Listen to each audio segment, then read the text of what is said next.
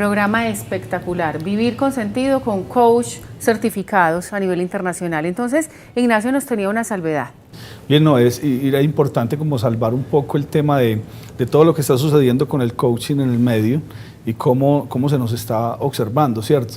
De alguna manera quienes llegan sin poca formación o por otros asuntos a organizaciones, a acompañar familias o acompañar parejas que generan más lesión, más dolor, más angustia, más caos, no porque el caos sea malo, sino que sobre el caos trabajamos nosotros, creo, y lo aprovechamos y lo potencializamos.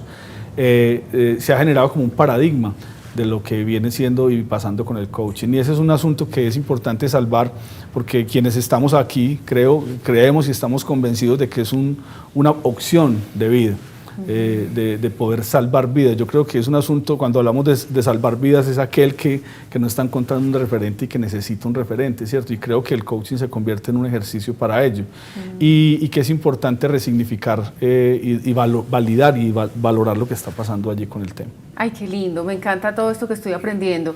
Quiero preguntarles algo, ¿hay límites en la relación, digamos, no sé si decirlo terapeuta, en esa relación de acompañamiento en coaching? ¿Hay límites? Es decir, como bien el paciente se enamora a veces del terapeuta, le coge rabia, eso pasa, se llama transferencia en el coaching, ¿pasa? ¿El coach puede salir con su coacheado? ¿Cómo es esto?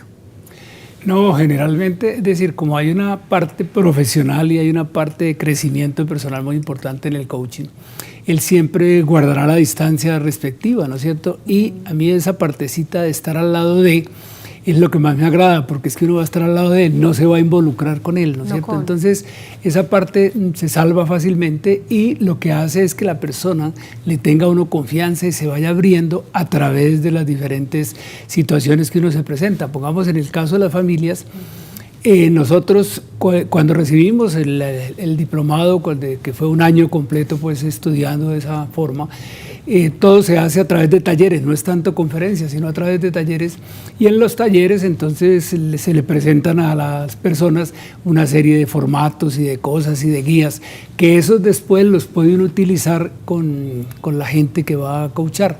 Pero como dicen aquí mis dos compañeros, la verdad es que no hay necesidad de ningún formato. Uno eso lo tiene como referencia y como aprendizaje que después lo puede ir transmitiendo a las familias. Excelente.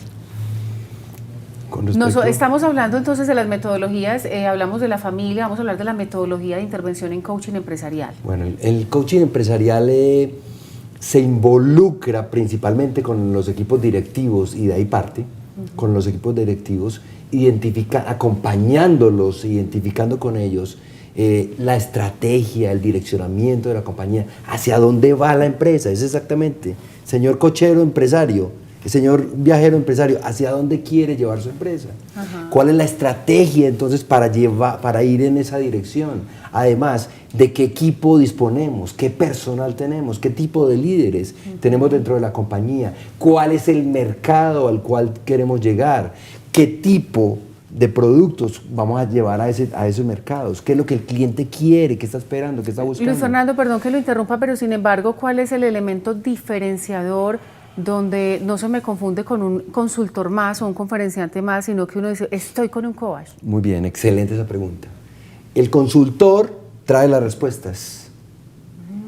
El coach inspira para que las respuestas salgan. ¿Cómo? De los directivos. Es parte del proceso de coaching. Coaching tiene que ver con inspirar en la persona modelos de pensamiento, modelos de reestructuración, donde el cliente pueda generar las respuestas y el aprendizaje es 100 veces mayor a cuando alguien viene y le pone la respuesta en la mesa. Claro, o sea, son dos modelos totalmente diferentes. Perdón, Luis Fernando, es tan cierto lo que él dice que eso pasa en familia, ¿no es cierto? Uno lo que trata es de que la gente saque a flote sus problemas y uno le pueda ayudar para que ella resuelva los problemas. Nosotros no se los vamos a resolver, es ella misma, porque si yo le resuelvo el problema, ahí seguirá con los problemas. En cambio, cuando ella resuelve el problema, es cuando logra salir. Y qué interesante lo que estamos conversando, porque inclusive desde el formato, cuando yo hablaba del formato, yo he tenido pares, que inclusive los he acompañado a algunos procesos más desde lo grupal, y hay unos métodos que se utilizan inclusive desde la temporalidad. Es decir, tienes un tiempo para tomar decisiones, el tiempo es mañana, si no lo tomas yo me retiro como coach y te dejo allí esperando que sea efectiva una decisión, ¿cierto? Y es ahí donde de alguna manera el formato va creando como un asunto muy distinto a lo que la relación de ayuda podría presentar, ¿cierto? No es dejar a la persona que libremente decida cuando quiera decidir, es acompañarle en una decisión, pero no obligarla ahí, porque ese es un asunto interesante para tocar allí. El coaching trabaja con un dispositivo que es especialísimo y es la palabra. Hablemos de diálogos fecundos. ¿Cómo es eso de los diálogos fecundos colectivos o individuales, contratos psicológicos, metas constructivas en la palabra? Qué bonito eso, yo lo llamo narrativa. Ajá. Yo lo llamo narrativa porque me parece que es un elemento, el elemento que más se aprovecha en la construcción con el otro, ¿cierto? Y en la resignificación de su historia, porque además uno cuando empieza a acompañar el proceso, empieza a escuchar unas narrativas muy distintas a cuando uno va pues, finalizando un proceso de acompañamiento. Entonces, el potencializar esa narrativa y poderla acompañar y además se convierte en una gran habilidad que debe tener el coach, de poder leer y poder acompañar, ¿cierto?, cada una de esas palabras que se nombran, que son expresadas. Además que yo vengo hablando mucho ahora de la resignificación del silencio en el coaching. Es decir, el silencio tiene un lugar muy importante en el coaching, es decir, el silencio hace parte del proceso narrativo, no solamente la disposición de la palabra. Muchas veces a nosotros nos angustia el silencio y pensamos que no hay proceso. El proceso sí está sucediendo muchas cosas dentro de la persona y dentro del grupo y dentro del ser humano. Entonces yo creo que esa narrativa es un asunto bien interesante en el trabajo que ¿Cuánto dura una desarrollamos. narrativa con una persona que está en un proceso de coaching? No, es distinto para cada ser humano. Persona, sí, ¿cierto? es distinto. Es decir, cuando preguntas por cuánto dura una narrativa, es que cuando uno va de pronto a la génesis de una relación de pareja, que a veces se tiene que ir uno hasta edades infantiles para poder comprender qué es lo que está pasando ahora sin anclarme en esas edades infantiles, pero ir hasta allá. Ese asunto es una narrativa muy distinta cuando yo logro resolver temas de una manera más puntual. Es una narrativa que tiene que tener un constructo muy distinto y una metodología de construcción diferente además, ¿cierto? Para no dejar las personas ancladas entonces en ese dolor, le resuelvo la angustia de ahora, lo acompaño en eso, no lo resuelvo yo, sino que lo acompaño para que lo resuelva y se quedan anclados en otros procesos que finalmente yo estoy generando también en el proceso de acompañamiento. Sí, porque eso es una consecuencia de lo que ya traía antes. Entonces, ¿la programación neurolingüística es una herramienta del coaching?